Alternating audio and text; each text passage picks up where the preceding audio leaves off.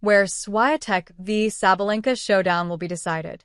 When the French Open draw was made a fortnight ago, it was the potential women's match that everyone had their eye on.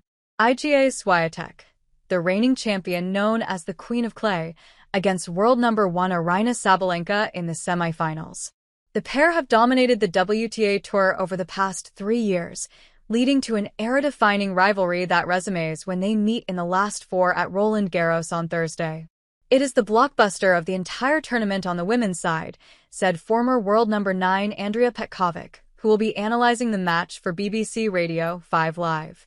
Poland's Swiatek, seeded 5th, is bidding for a 4th straight title while Belarusian rival Sabalenka is seeking to snatch the crown for the first time. They have never played each other at the clay court Grand Slam, and it will be the first time they have met competitively since the Cincinnati Open last August.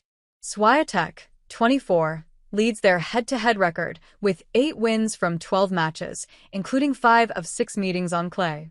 But with questions still lingering over the 4-time champions game, can 27-year-old Sabalenka end her rival's formidable record?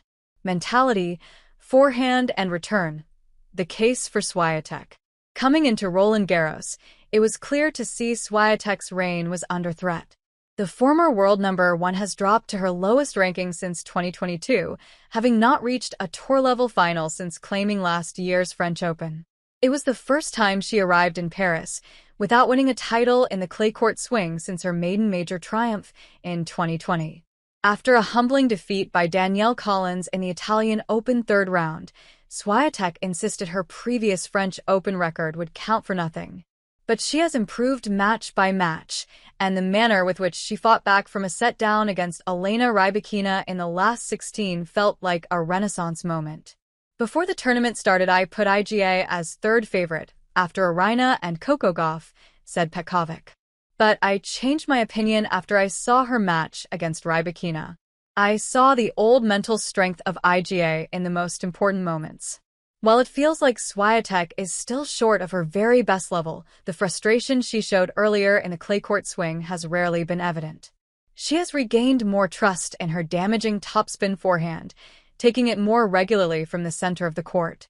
Against the best movers in the world, you won't hit as many winners on the backhand, no matter how good it is, so you have to go with your forehand, said Petkovic. Her forehand is the biggest weapon on the clay courts because it has more spin, more margin, and can really jump out of the strike zone of Sabalenka. Stepping back in her returning position, like she did against Rybakina, may also be a key tactic against another big server. Swiatek always returns from the same position every single time, no matter who is serving.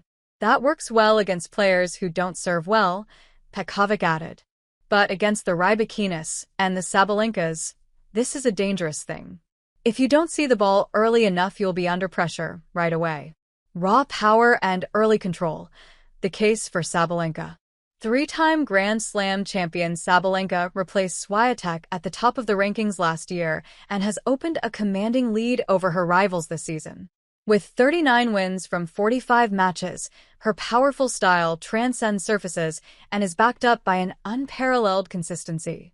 Sabalenka, who has won 3 WTA titles this year, is the first player to reach the quarterfinals at 10 consecutive Grand Slams since American great Serena Williams between 2014 and 2017. To reach her first French Open final, she will have to find a way to end Swiatek's 26-match winning streak on the Paris clay. The most important thing for Aryna, against anybody in the world, is whether she can control the first 2 to 3 shots. That's where she makes the difference, said Petkovic. It doesn't mean she has to win the point in the first 2 or 3 shots, but she has to be able to gain control.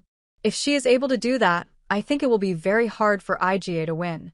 Sabalenka, who's also reached the 2023 semifinals, is becoming more than just a ball crusher as she looks to evolve her game.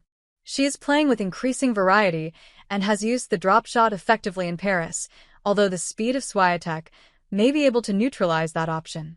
I'm going to play with my power because this is something where I feel the most comfortable, said Sabalenka. But when you put the other player on the back foot, it's really important to mix it up a little bit just so they guess every time. How TikTok has helped bond rivals. To paraphrase an old saying, Swiatek and Sabalenka appear to have decided it is better to keep your rivals even closer than your friends.